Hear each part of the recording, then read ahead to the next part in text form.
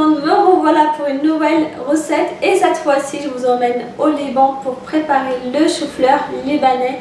Il y a très peu d'ingrédients, du chou-fleur, quelques épices, c'est tout ce qu'il faut comme ingrédients. Et en plus de ça, le chou-fleur c'est un brûleur de graisse. Donc c'est une recette qui va sûrement vous intéresser si vous faites un régime, si vous faites tout simplement attention à votre ligne. Je vais d'abord commencer par vous présenter les ingrédients et ensuite je passe à la préparation. Pour les ingrédients, alors il vous faut un chou-fleur, bien sûr vous pouvez très bien en mettre 2, 3, autant que vous voulez. Un petit chou-fleur qu'il faut bien nettoyer, il faut bien enlever les taches noires à l'aide d'un couteau. De l'huile d'olive. Le tahine, donc c'est une purée ou une crème de graines de sésame que vous pouvez acheter soit dans les grandes surfaces, sinon vous pouvez très bien la retrouver dans les magasins bio, magasins orientaux, dans les magasins turcs, etc. Du poivre, du sel et le sumac. Donc le sumac c'est une épice qui est bien utilisée dans les pays du Moyen-Orient, dans des brochettes de bœuf, d'agneau, etc. Elle est un peu parfumée, acide en même temps, très intéressante pour la santé. Et le point le plus important pour cette épice, si vous l'utilisez dans vos plats, il faut surtout pas trop la faire cuire parce qu'après elle perd de son goût. Ensuite, il faut couper le chou-fleur en gros morceaux. Attention, il ne faut surtout pas le couper en trop petits morceaux, tout simplement parce qu'il va passer au four. Donc, si c'est des petits morceaux, il va encore plus diminuer de volume, ce qui fait que vous allez vous retrouver avec des tout petits morceaux. Donc, c'est très bon, mais ça ne sera pas très beau visuellement. Et maintenant, il ne vous reste plus qu'à poivrer le chou-fleur, rajouter un peu de sel. Le sumac, attention, il est un peu salé, donc il ne faut pas trop mettre de sel non plus. Et le sumac, il ne faut pas trop non plus en abuser, même si il est très bon pour la santé, surtout pour la digestion. Il faut rajouter ensuite quelques cuillères à soupe d'huile d'olive. Bien sûr, il faut bien mélanger. Et maintenant, il ne vous reste plus qu'à verser le chou-fleur sur une plaque.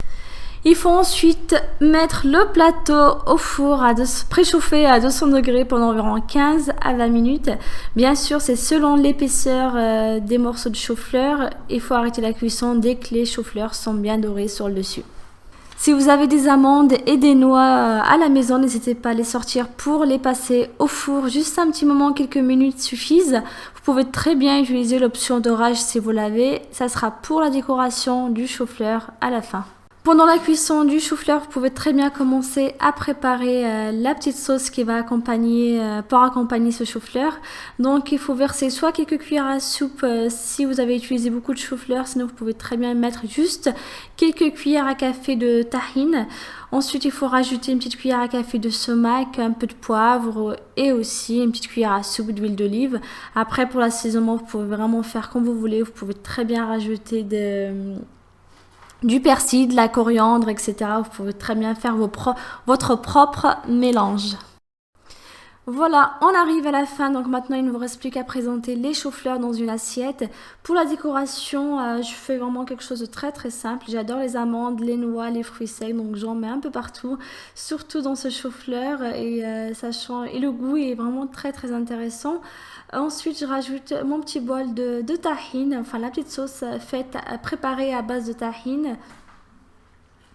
Voilà pour cette petite recette qui change un peu. L'avantage de cette recette, c'est que ça change. On cuisine le chou-fleur autrement que dans les gratins, le chou-fleur frit, etc. Et surtout, là, il est vraiment très peu calorique. Et comme vous le savez, en plus de ça, c'est un brûleur de graisse. Donc, pour toutes les personnes qui font attention à leur ligne, je pense que cette recette va sûrement vous intéresser. N'hésitez pas, si vous la préparez, à m'envoyer une petite photo, soit sur Instagram, Facebook, etc. À très bientôt. Ciao. Voilà pour aujourd'hui, vous pouvez retrouver tous les ingrédients sur mon site quelle-recette.com. Vous pouvez aussi le retrouver juste sous la vidéo et il y a tous les ingrédients. N'hésitez pas à vous abonner pour plus de recettes et si vous souhaitez m'encourager, c'est très simple. Il suffit de cliquer sur le petit bouton partager. À très bientôt. Ciao.